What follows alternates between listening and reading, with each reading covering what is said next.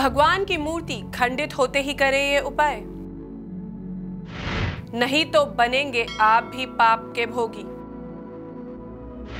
आखिर क्या है इसके पीछे की वजह? नमस्कार, स्वागत है आपका हमारे खास कार्यक्रम में। मैं हूं आपके साथ इप्शिता अस्वाल। हिंदू धर्म से संबंध रखने वाले हर व्यक्ति के घर में मंदिर होता है। घर के अनुसार मंदिर छोटा या बड़ा हो सकता है। घर में मंदिर ना हो ऐसा बहुत कम होता है। नियमित रूप से लोग अपने घर में पूजा पाठ भी करते हैं ताकि घर परिवार में भगवान की कृपा बनी रहे। लेकिन इस दौरान कई लोग एक ऐसी भूल कर बैठते हैं जो उनकी पूजा को निष्फल कर देती है। दरअसल कुछ लोग अपने घर और मंदिर में खंडित मूर्तियां रखे रहते हैं। इतना ही नहीं, इनकी पूजा अर्चना भी करते हैं, जिसके धार्मिक वास्तुशास्त्र की दृष्टि तक में अच्छा नहीं माना गया है। इस बात की बहुत कम लोग जानकारी रखते हैं कि अगर घर में पूजा घर में पड़ी कोई मूर्ति खंडित हो जाए तो क्या उसकी पूजा करनी चाहिए, या मूर्ति खंडित हो जाए तो उसका क्या करें। तो चलिए आपको बताते हैं कि अगर मूर्ति खंडित हो जाए तो उसका क्या करें। साथ ही साथ ये भी बताएंगे कि अचानक मूर्ति का खंडित हो जाना किस बात का संकेत देता है। अगर घर के मंदिर की कोई मूर्ति खंडित हो जाए जिसकी प्राण प्रतिष्ठा की गई हो और जिसकी आप रोजाना पूजा करते हो, तो मूर्ति को प्रणाम करके विधि पूर्वक किसी नदी या बहते जल में विसर्जित कर देना चाहिए।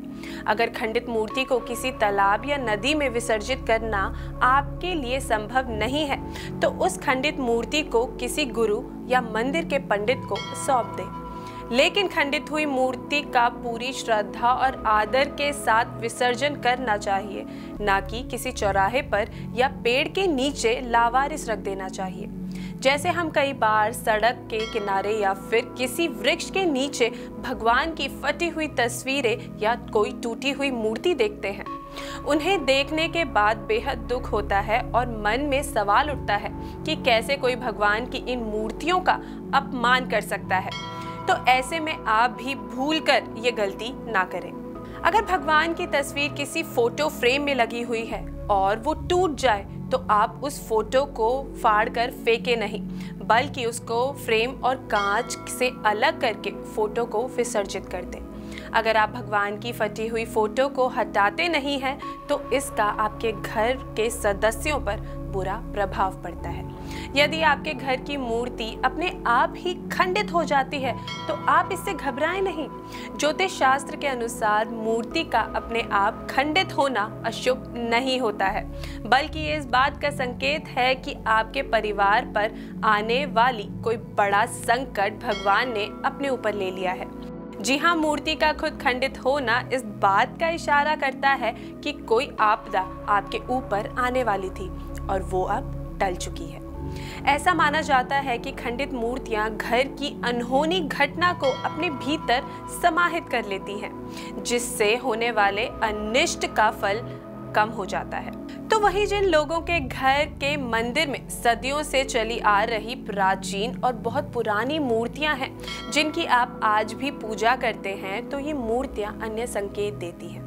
अगर किसी दिन मंदिर में ऐसी कोई मूर्ति अचानक अपने आप गिरकर टूट जाती है तो ये अशुभ संकेत होता है। अगर मूर्ति मात्र गिरी हुई है और टूटी नहीं है तो आप उसका विसर्जन ना करें, बल्कि स्वच्छ जल से उसे धोकर पूरे विधि विधान से उसकी पूजा करें और उसे फिर से स्थापित करें।